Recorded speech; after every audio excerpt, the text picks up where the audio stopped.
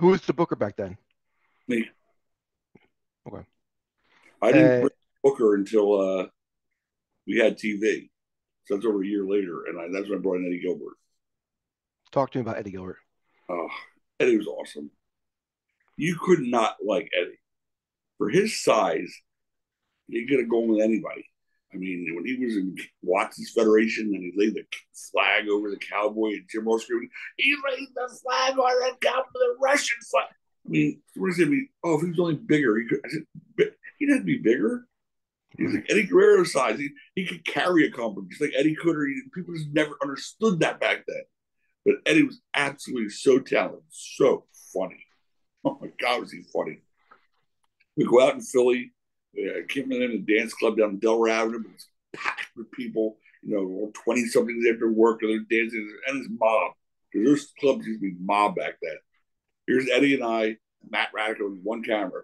Eddie's wearing the cape and the crown, the whole t-shirt, King Eddie Gilbert, walking through the club, just addressing people. All right, darling, don't worry, I'll be back.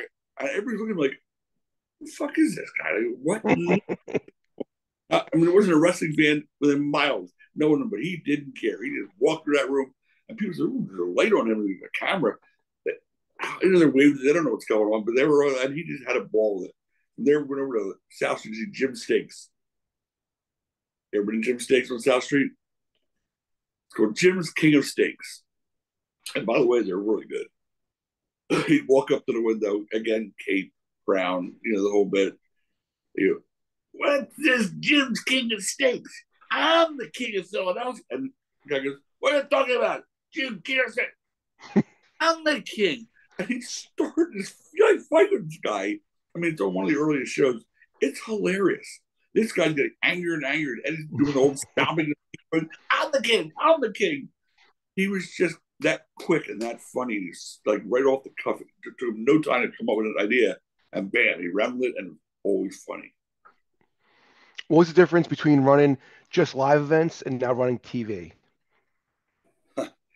Night and day. I mean, sheesh, TV was 1,000 times as much work. Which was like all our events we considered TV once we were actually running TV because anything we used could have been on TV.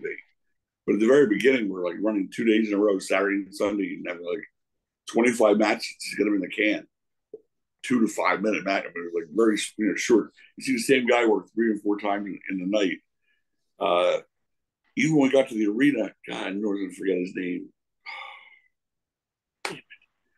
I don't. I hate that I can't remember his name. Mike Johnson was here. He would remind me. He's an idiot savant, much to the nth degree. Keith and we had two guys come out. We called them twin brothers, and it's the same guy. They would just change his gimmick backstage. That's great.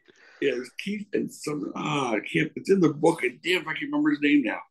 But yeah, he come out in one singlet, and then next time on the other side, they come out as the twin brothers. Sheer, I'm not sure, but yeah, TV tapes they were hard. I mean, we never worried about getting in time. We weren't going live. We had like 10, 9, 8, like the first pay per view, which we Right. almost did not have a finish for.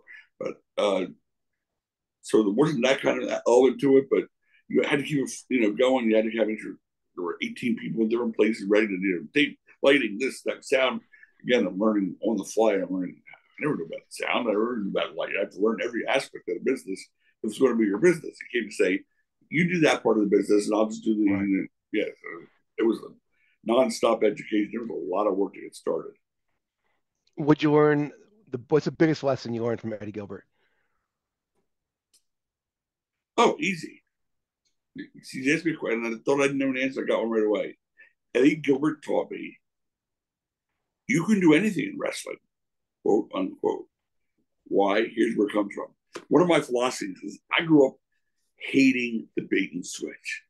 Oh, did I hate the mask versus mask? Pull it off. There's another mask on there. I'm like, I can't. I hated it. Loser leaves town. He comes back under a mask. I mean, I just loathe that because what were they doing? They were insulting our intelligence. And I Right. hated having my intelligence insulted. Let me enjoy this without you having to insult me as well.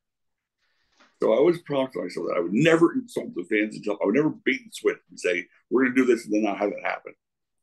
So Super Summer Scissor Spectacular, I think it was, at one of our earliest shows in the arena. We're going to have a girl gets her dress, stripped off, gets stripped. Her top gets ripped off. Peaches against Tigra.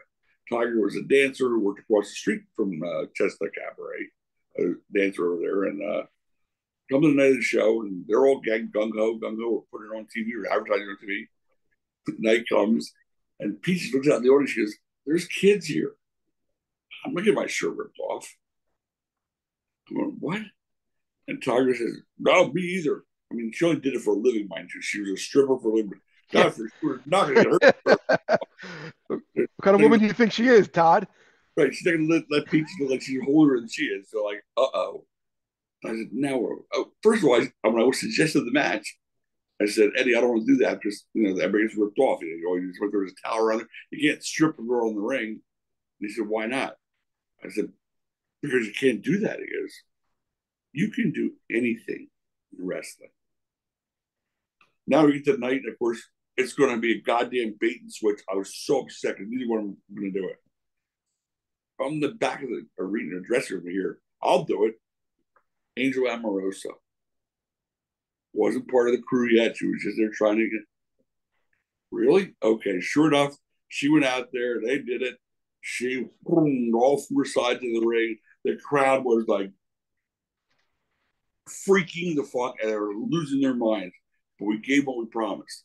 And then, of course, then they covered her turn, but she made sure all four sides got their shot. And I said, girl, I appreciate you. You got a job with me for life. And she did. I said, no matter what, I don't know how many off we're going to use, but you got a job for life with me. And that's how Angel became a part of fixture there. Fast forward to Paul Bing Booker. Oh, by the way, after that night, Greg Serb, the commissioner of Pennsylvania, state athletic commissioner, 4'11" Greg Serb, who had the biggest Napoleonic complex in the history of the world, calls me up. Mr. Gordon, you're going to have to take your license. I said, Greg Serb, I'm a businessman. I'm a suit and tie guy. Do you think I knew that was going to happen? Do you think there was a planned act? I was disgusted by that. I'm learning the business. Guys, I'm disgusted by that. I said, if I know they're going to, I would have fired everybody. But it was an accident. Goes, all right, okay, we'll forget it this time. So coasted through that one. Wow. Forward. Okay, go ahead. I'm sorry. No, go ahead. I was going to say, before you get to Paul, why did Eddie stop booking for you? Well, okay, all right, I'll tell you that first. Eddie was doing a great job, as I said. I guess I don't know how long in, 8 months to a year in, he started missing work. I mean, his job was just to show up to the studio and put the show together. It wasn't like he had to be there, 5 days a week, 8 hours a day, like a 1 day thing for him. He started missing work. Then the tapes were coming back late. He started to get bitten by the demons, as they say.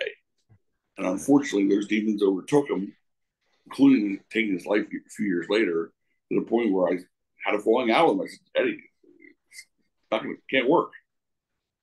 And he was very upset. He said, I think you're trying to do something with Paul Heyman and Jim Crockett. You're trying to screw me over. What?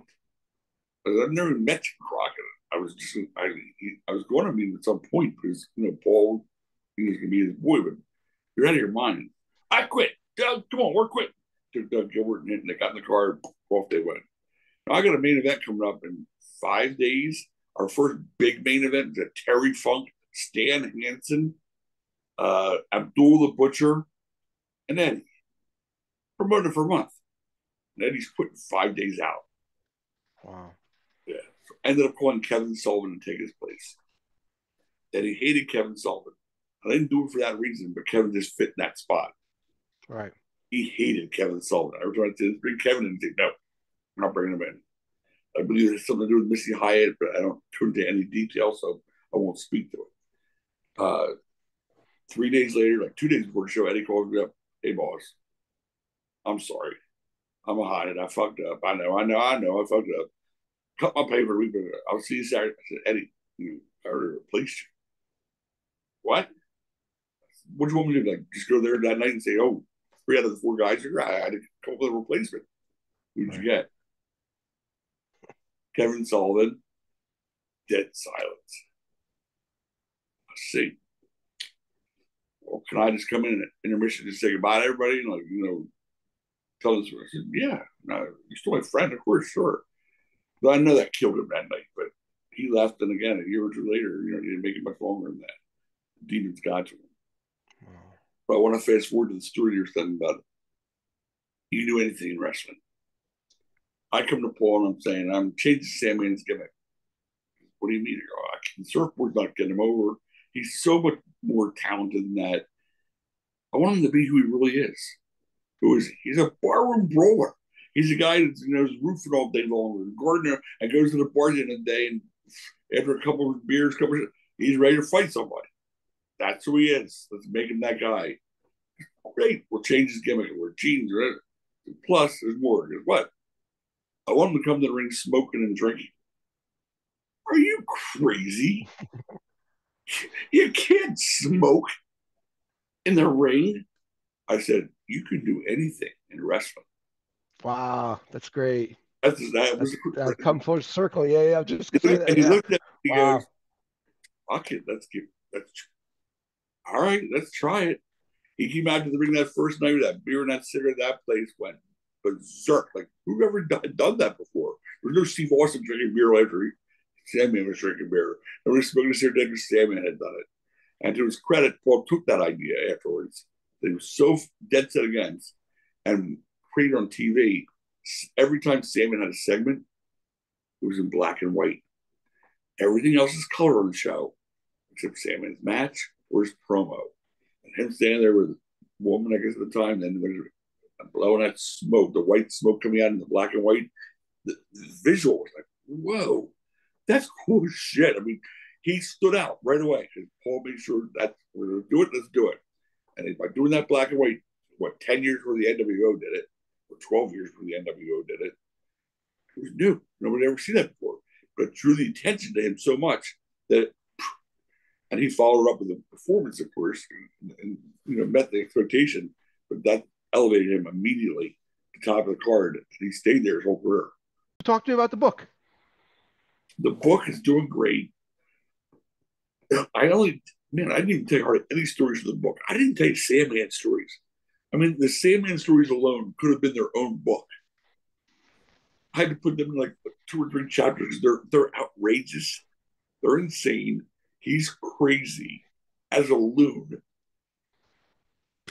The road stories of Sandman. All I can say is, yeah, that right there is where the price of the book. Uh, the subterfuge of Paulie. That's worth the price of the book. How we started and who made it and who didn't and why. I mean, there's so many different.